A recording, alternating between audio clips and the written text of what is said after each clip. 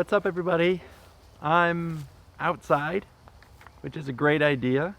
It's Tuesday when I'm recording this. It is a beautiful day, and I know Wednesday's going to be a good day too, so make sure that you're not keeping yourself locked up all day long and that you're getting out and doing something outside. We had our first video photo challenge, and I want to go back and review some of those videos and photos and see what you guys came up with. The things that you're doing to keep yourself busy. From Debbie showing off her smarts doing a puzzle, Haley out there doing tricks on her dirt bike.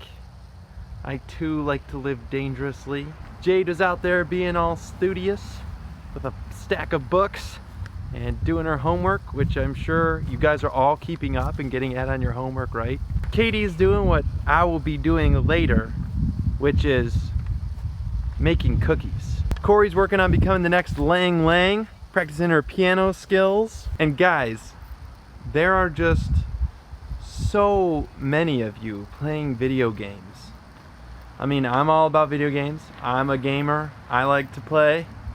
But you're gonna have to be more creative than that if you're gonna win. But to me, there was one clear winner today, and that winner has got to be Emerald, who sent her brother down a river. Row, row, row your boat gently down the stream. Merrily, merrily, merrily, merrily, life is but a dream. So, if you've already read today's devotional, you know that the theme today is about putting others first. You know, at a time of crisis like this, a lot of people are putting themselves first, and they're worrying only about their own needs. But that's not the example that Christ left us. In Matthew 22, the Pharisees came to Jesus and they asked him, "Master, what is the greatest commandment?" They thought that they'd caught Jesus in a trap. How could he pick just one commandment that was more important than any of the other ones? But Jesus actually gave them more than they bargained for. He gave them two commandments. He said that the first commandment was to love God with all your heart, soul, and mind. And the second commandment was to love your neighbor as yourself. And I think that's exactly what we need right now. We need people who are willing to love their neighbors as themselves. You can do that today. One way that you could do that would maybe be to send a letter to somebody who needs some encouragement.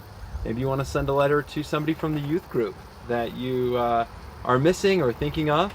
Maybe you want to send a letter to a grandparent you haven't seen in a while and that you're not able to see right now.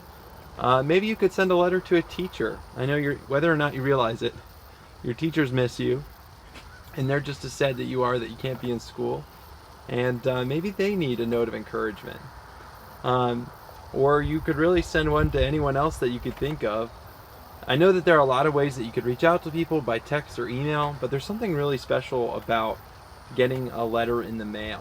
So ask your parents where your stamps are. If you've never written a letter before, ask them where you put the address, and send a note to somebody who you think could use encouragement. Or maybe another way that you could love your neighbor as yourself is to do some extra chores around the house. I know that a lot of times chores are really a drudgery when we're being made to do them, but I think you'll find that if you do things out of initiative just because you want to help your parents out, you'll have a lot more fun with it because you know that you're doing something good for someone else. Maybe another way that you could love your neighbor as yourself is just to be patient with people.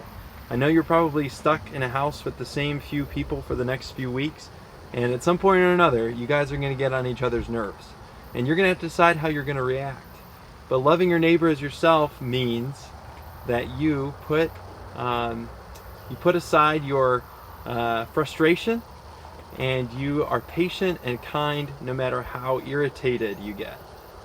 So, what are some ways that you can think of that you can put others first while you're stuck at home?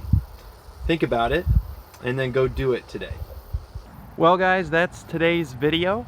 Hope you enjoyed it. Hope it was a challenge to you. But before I let you go, there's a couple of reminders that I want to let you know about. There's a brand new photo video challenge for today, and the challenge is to build the ultimate blanket fort. Now, your fort doesn't need to be made entirely of blankets. I think you should use at least one blanket, but really just build the best fort that you can in your house and take a photo or video of it. You can get 50 extra points if you have a parent in your photo or video. You get another 50 extra points if all of the siblings who live in your house are in the picture. If you don't have any siblings, then you'll just get that 50 extra points automatically. And also, if you have siblings that you want to work together with, you'll all get points for the submission that you put in. And if you win, you'll all get the points for winning. So work together with your siblings if you have some at home, and build the ultimate blanket fort, and we'll see what everybody turns in, and we'll talk about it on Friday. Make sure you turn those things in by 9 p.m. tonight so that we can get everything up on the website tomorrow, and then Friday we'll talk about it. Thanks, guys. We're praying for you. We're thinking of you. Stay safe, stay sane, and we'll talk to you again soon.